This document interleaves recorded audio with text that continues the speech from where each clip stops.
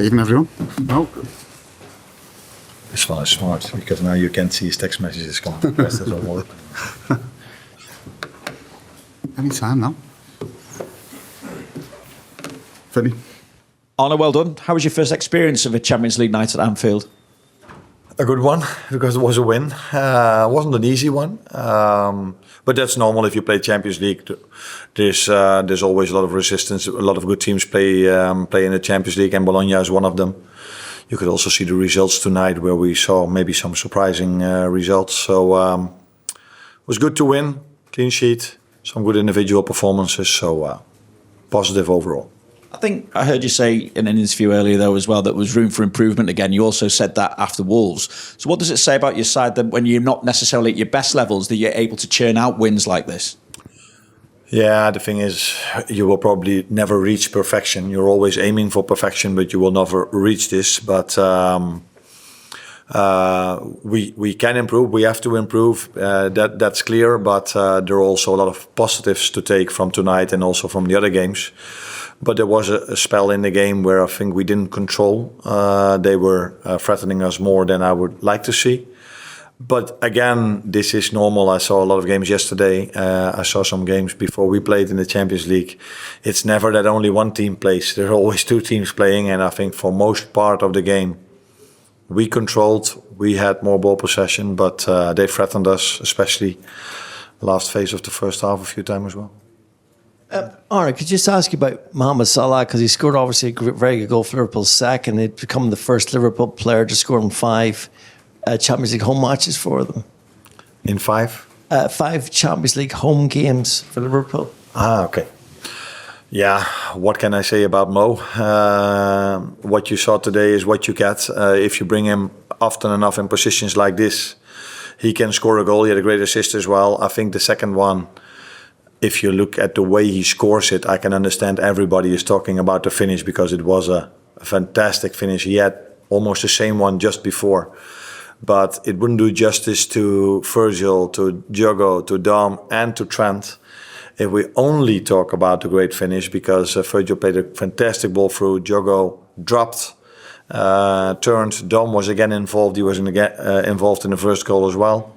And Trent made a crucial overlapping run, because that opened up the space on the inside for Mo to do what Mo always does. Germany, this side, Dave. Hi, Arne. I want to ask you about Bologna. Were you surprised by the way they played? Not surprised, because we analyzed them really well. And I said yesterday already, this team only lost once, and that's not a coincidence. They were 1-0 up for a long time till the last minute against Atalanta Bergamo, and this club knows how good Atalanta Bergamo is.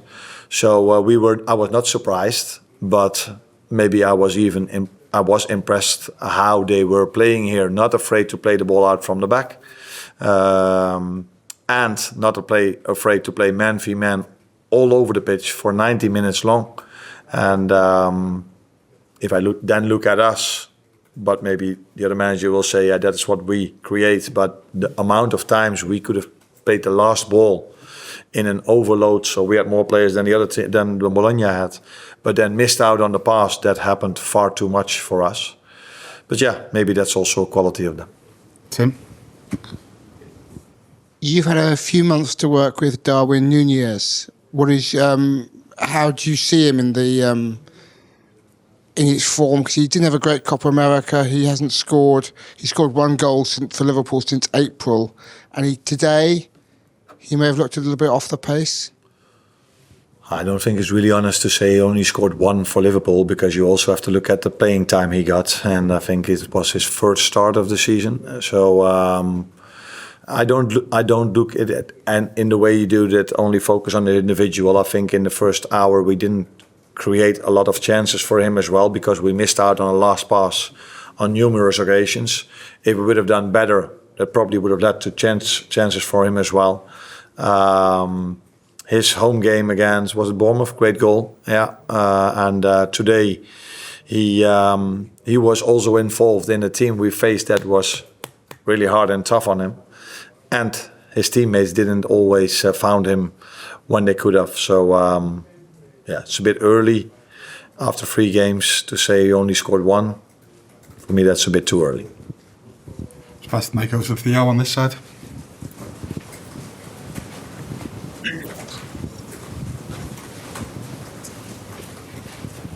Arne, just going back to Mo Salah, it's another great performance, a goal and an assist.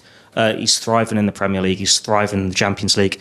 Surely he should be on this stage again next season. He's not slowing down. Yeah, I was just thinking about the answer I gave just a second ago. I think before Wolves, Mo played 3 games without scoring a goal. So it is in football, it can happen that sometimes in 3 games you score 1 or you don't score. But these players like Mo, like Darwin, like all the others, they will always score their goals if you just keep playing them. The thing is, I can't play them all, but it's good to have them, and they will always score their goals. And Mo has done really well today, and I'm happy with the way he does at the moment, and I'm not looking forward to next season as long as we have 6 group games to play and hopefully many others to come afterwards. James?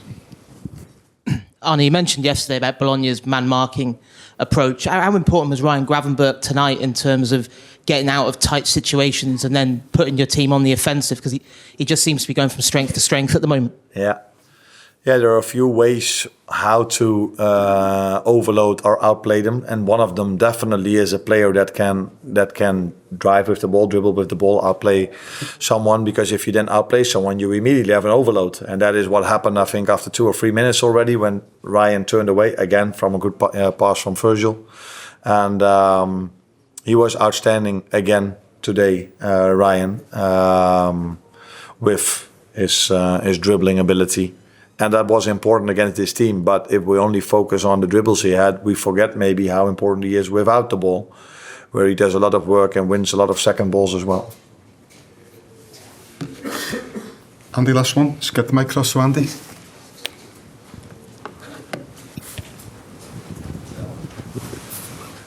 Arne, you're the first Liverpool manager or head coach in history to win 8 of his first 9 games. What conclusions do you draw from that short sample size? Yeah.